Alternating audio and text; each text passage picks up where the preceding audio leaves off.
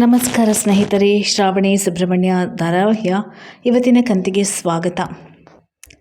ಶ್ರಾವಣಿ ಸುಬ್ರಹ್ಮಣ್ಯ ಬರ್ತ್ಡೇಯನ್ನು ತುಂಬ ಗ್ರ್ಯಾಂಡಾಗಿ ಮಾಡಬೇಕಂತ ಯೋಚಿಸ್ತಾಳೆ. ಅದಕ್ಕೆ ತಂದೆಯ ಪರ್ಮಿಷನ್ ಕೂಡ ಕೇಳ್ತಾಳೆ. ತಂದೆ ಆಯಿತು ಹೇಳ್ತಾರೆ. ನಮ್ಮ ಮನೆಗೆ ಇಷ್ಟೆಲ್ಲ ಮಾಡಿದ್ದೀವಿ, ನಾ ಬರ್ತ್ಡೇ ಗ್ರ್ಯಾಂಡಾಗಿ ಮಾಡುವ ಅಂತ ಹೇಳ್ತಾರೆ. ಅದನ್ನು ನಾವು ಹೇಗೆ ಸೆಲೆಬ್ರೇಟ್ ಮಾಡಬೇಕು, ಮನೆಯಲ್ಲೇ ಸೆಲೆಬ್ರೇಟ್ ಮಾಡೋಣ ಅಂತ ತಂದೆ ಹೇಳ್ತಾರೆ. ಶ್ರಾವಣಿಯ ತಂದೆ ಸುಬ್ರಹ್ಮಣ್ಯನ ತಂದೆ ತಾಯಿಗೆ ಕಾಲ್ ಮಾಡಿ ಅವರನ್ನು ಮನೆಗೆ ಬರಲಿಕ್ಕೆ ಇನ್ವೈಟ್ ಮಾಡ್ತಾರೆ. ಅವರೆಲ್ಲರೂ ಮನೆಗೆ ಬರ್ತಾರೆ. ಸುಬ್ರಹ್ಮಣ್ಯನ ತಂದೆ ತಾಯಿ, ಶ್ರೀವಳ್ಳಿ, ಆಮೇಲೆ ಅವನ ಅತ್ತೆ ಮಗ ಮತ್ತು ತಂಗಿ ಎಲ್ಲರೂ ಬರ್ತಾರೆ. ಆದರೆ ಸುಬ್ರಹ್ಮಣ್ಯ ಕೆಲಸಕ್ಕೆಂದು ಹೊರಗೆ ಹೋಗಿದ್ದವ ಇನ್ನೂ ಬಂದಿರಲಿಲ್ಲ. ಎಲ್ರಿಗೂ ತುಂಬ ಹೊತ್ತು ಕಾದು ಸಾಕಾಗ್ತದೆ. ಎಲ್ಲಿ ಹೋಗಿದ್ದಾನೆ ಇವನು ಅಂತ ಎಣಿಸಿ ಶ್ರಾವಣಿ ತಂದೆ ಅವನಿಗೆ ಫೋನ್ ಮಾಡ್ತಾರೆ. ಫೋನ್ ಸ್ವಿಚ್ ಆಫ್ ಆಗಿ ಬರುತ್ತೆ.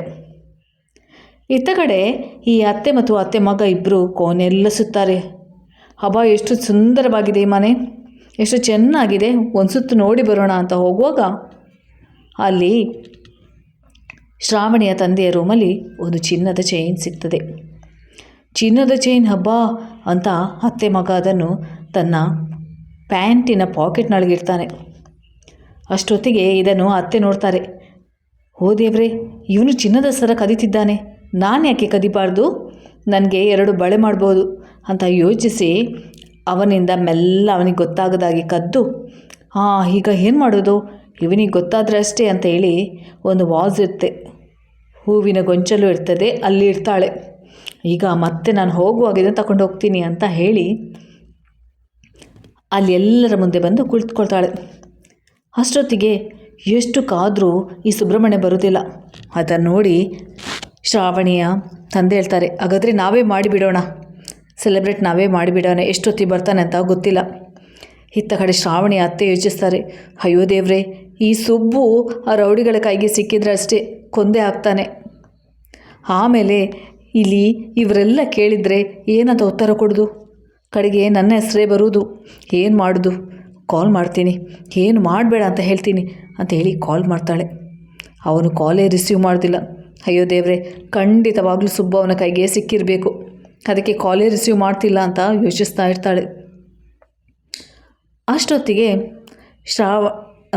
ಸುಬ್ರಹ್ಮಣ್ಯವನ ತಂದೆ ತಾಯಿ ಕೂಡ ಹೇಳ್ತಾರೆ, ಹೌದು ನಾವೇ ಮಾಡಿ ಹೋಗೋಣ ಮನೆಗೆ ಅಂತ ಹೇಳುವಾಗ ಶ್ರಾವಣಿ ತಂದೆ ಹೇಳ್ತಾರೆ, ಸರಿ ಹೋಗಿ ನಾನು ಚಿನ್ನದ ಚೈನ್ ಮಾಡಿದ್ದೇನೆ ಸುಬ್ಬುಗಂತ, ಹೋಗಿ ತಗೊಂಡು ಬನ್ನಿ ಅಂತ ಹೇಳುವಾಗ ಶ್ರಾವಣಿ ಹೇಳ್ತಾಳೆ, ನಾನು ಹೋಗಿ ತಗೊಂಡು ಬರ್ತೇನೆ ಅಪ್ಪ ಅಂತ ಹೇಳಿ ಹೋಗಿ ರೂಮೆಲ್ಲ ಚೆಕ್ ಮಾಡ್ತಾಳೆ.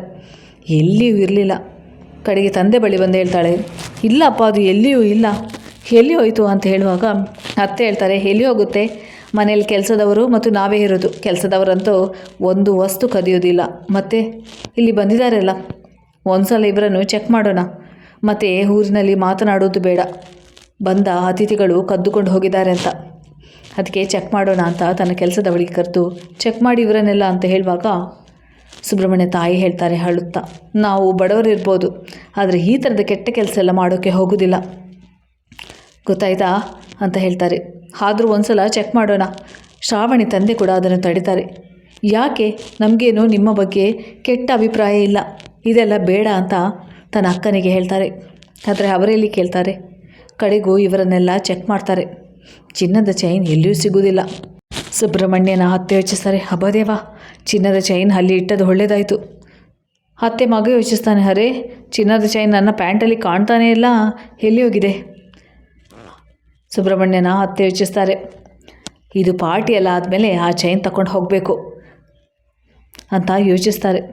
ಅಷ್ಟೊತ್ತಿಗೆ ಇತ್ತ ಕಡೆ ಸುಬ್ಬುವನ್ನು ರೌಡಿಗಳು ಓಡಿಸ್ಕೊಂಡೇ ಬರ್ತಾರೆ.